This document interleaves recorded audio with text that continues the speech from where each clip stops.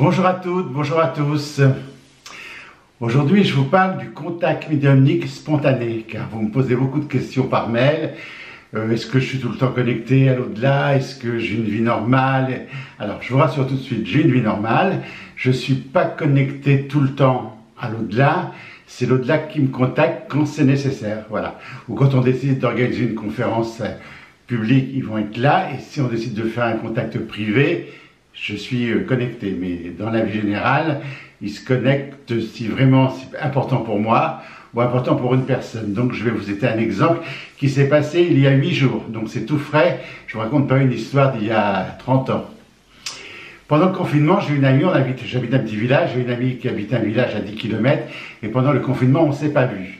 Et puis quand on a eu le droit de sortir un petit peu, ben, tout de suite on s'est téléphoné, je lui ai demandé est-ce que tu veux venir prendre un verre. Mais pas en ville, plutôt dans le jardin, parce que je ne voulais pas m'exposer en ville. Elle me dit oui, mais je suis accompagné d'une amie. Mais je dis pas de problème, tu l'amènes, on se fait pas la bise, enfin le protocole et tout ça, mais on se voit. Et elle arrive avec son amie. Donc on va dans le jardin, j'avais préparé du thé, du café glacé et une tarte aux myrtilles. Voilà. Et on commence à papoter. Donc elle me présente son amie. Alors je me doutais qu'elle lui avait dit qui j'étais. C'est toujours le problème, les gens te disent, tiens, on va chez un ami, mais il est médium. Souvent ça fait peur aux gens, mais on parle du confinement, des enfants de mon ami, comment je l'ai vécu, enfin bref, ça.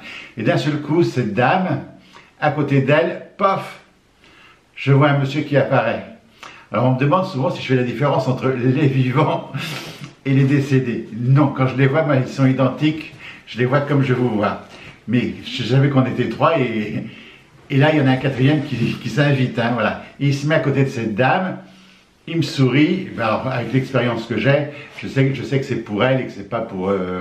voilà, je sais que c'est quelqu'un d'important pour elle, je me doute que c'est son mari, mais ça aurait pu être son frère, enfin voilà. Mais voilà.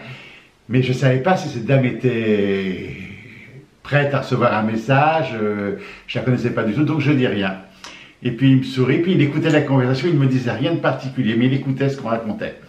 Et puis dans la conversation, on vient parler de... D'un seul coup, là, elle dit oh, j'ai perdu mon mari il y a 4 ans, donc là j'avais la confirmation que c'était lui, et puis ça s'arrête là. Voilà. Et on continue de parler, le défunt redevient invisible à mes yeux, toujours présent certainement, mais moi je ne le perçois pas. Mais il doit être présent parce qu'ils sont toujours présents autour de nous, mais je ne vois pas tout le monde, heureusement d'ailleurs. Hein. Et puis quelques jours après, je vais faire mon marché et elle me dit on se donne rendez-vous dans un café à côté. Alors, exceptionnellement, j'accepte. D'abord le café ne me plaisait pas, mais j'accepte pour voir mon ami et revoir son ami. Et on s'assoit à la terrasse du café et hop, son mari apparaît de nouveau. Alors là, je sais que je suis obligé d'entrer en action. Donc je lui dis, est-ce que vous croyez? Non, je lui demande, je lui dis, elle vous a expliqué ce que je fais? Elle me dit oui. Et je fais, vous y croyez? Elle me dit oui, il n'y a pas de problème. Je lui dis, ben, votre mari est là. Elle me dit, oh non, je vais pleurer. Bon, donc on coupe, j'arrête. Puis elle se reprend, elle me dit, non, allez-y. Je dis, je peux ne rien dire. Elle me dit, non, non, allez-y. Et là, son mari lui transmet le message. Lui parle déjà de sa tenue vestimentaire qu'il aimait. Il lui transmet le message qu'elle est restée, malgré la douleur de l'absence, elle s'est battue, elle a vécu, elle ne s'est pas laissée aller, elle est toujours bien coiffée, toujours bien habillée, toujours à la mode. Donc ça lui faisait énormément plaisir. Que c'était son anniversaire dans quelques jours, au monsieur qui était parti, de marquer le coup, de trinquer comme il le faisait quand il était là. Donc c'est toujours un peu délicat à dire, mais souvent les défunts me disent « Dites-leur bien que le jour de mon anniversaire, il faut qu'ils boivent un petit verre à ma santé. » Donc je transmets, mais je sais que c'est dur. Mais voilà, je transmets, et puis je lui dis, mais il n'aimait pas danser. Elle me dit non, il n'aimait pas danser. Et lui me dit, quand elle arrivera là-haut, je la ferai danser comme elle aimait. Voilà. Puis après, je lui ai dit 2-3 trucs personnels que je ne peux pas dire là, parce que je sais qu'elle va écouter, c'est entre elle et lui, voilà. Donc ça s'appelle le contact spontané. Ça arrive, moi je dis que ça arrive rarement, mais en fin de compte, ça arrive assez souvent, hein, ouais, c'est assez étonnant. Donc ça se manifeste comme ça, c'est court, c'est net, c'est précis. Et cette dame, elle repartait chez elle, et quand on s'est vu, elle était toute lumineuse, toute rayonnante de bonheur, voilà. Donc ça prouve une fois de plus que de l'autre côté, il y a autre chose. Moi, j'en suis persuadé. Mais à un moment donné de ma vie, il n'y a pas très longtemps, j'ai douté. Je me suis dit, est-ce que tout ça, ça sert vraiment à quelque chose? Est-ce que tout ça, c'est pas fait exprès? Et comme j'ai douté, je me suis fait rappeler alors par les guides. Ah! Et moi, tu vas avoir tout coupé, tu n'auras plus rien du tout, ça va te manquer. Mais j'ai eu une période de doute, ça veut dire que je suis humain. Voilà. Alors, les contacts spontanés, il y en a eu un.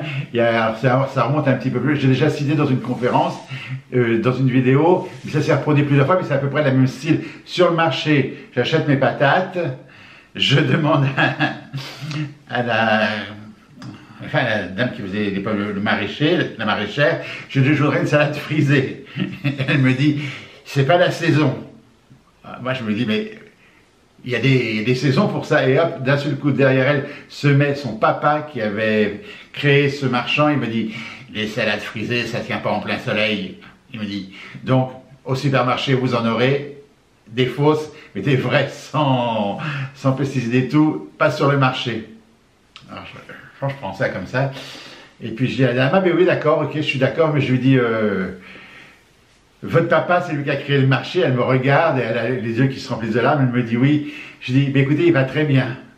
Et elle me dit, ah, je vais tellement demander de signes de là-haut. Et là, je le prends comme un signe. Mais je lui dis, c'est un signe. Et puis donc, elle me fait un sourire, on discute. Et je lui dis, mais il y a longtemps que vous avez demandé votre signe. Elle me dit, ça fait au moins 5 ans. Alors, vous voyez, et elle n'avait rien eu d'autre avant, hein. Et je lui dis, parce que la salade frisée que je vous ai demandé, c'est là qu'il s'est manifesté. Elle me dit, oui, c'était sa spécialité, les salades frisées. Donc c'était, voilà, c'était magique. Voilà. Donc, je voulais vous partager ça. Je m'arrêterai là, je ne vais pas aller plus loin, c'est court. Ça vous prendra pas beaucoup de temps à écouter. Je remercie alors encore tous les messages que j'ai eus. Alors sur la conférence sur Dole-Zulé, j'ai eu beaucoup de messages, hein, vraiment beaucoup. Alors j'ai répondu un peu à tout le monde. Il y en a qui m'ont envoyé plein de vidéos que j'ai retransmises, je les ai regardées, mais ne m'envoyez pas de vidéos à regarder parce que ça ne m'apprend rien. Je ne parle que de mon expérience. Et les vidéos, bien souvent, je les ai regardées. Mais je vous remercie quand même de le faire. Mais ne m'envoyez pas de vidéos ou de livres à lire parce que j'ai pas le temps de tout ça. Voilà. Et puis, je ne fais pas, j'insiste, c'est là que je suis un peu désagréable, je ne fais pas de contact à distance par mail. Donc, ne me mettez pas des photos de vos défunts dans les mails parce que je vous réponds que je ne peux pas et vous souvent me répondez parce que vous ne voulez pas. Non, par respect pour le défunt, par respect pour vous et par respect pour moi, le contact, ça se fait face à face. Même si mes collègues le font, d'abord, c'est pas mes collègues qui le font, parce que mes collègues ne le font pas, mais tout ce que vous trouvez sur Internet, eh bien, c'est à vos risques et périls. Mais voilà, il faut pas, on joue pas avec ça. Donc c'est un moment d'amour, c'est un moment de partage. Ça se fait face à face, et puis ça se fait quand ça doit se faire, voilà. Mais je ne fais rien à distance. Ou alors, si vous préférez que ma réponse soit plus agressive, moins agressive, je ne sais pas le faire à distance. J'ai besoin du rapport humain. Voilà, je vous souhaite le meilleur. Et bien, si vous êtes en vacances, je sais pas quand je la mettrai cette vidéo. Alors, voilà. C'est court, c'était simplement pour vous parler du contact spontané. À très bientôt et merci de m'avoir écouté.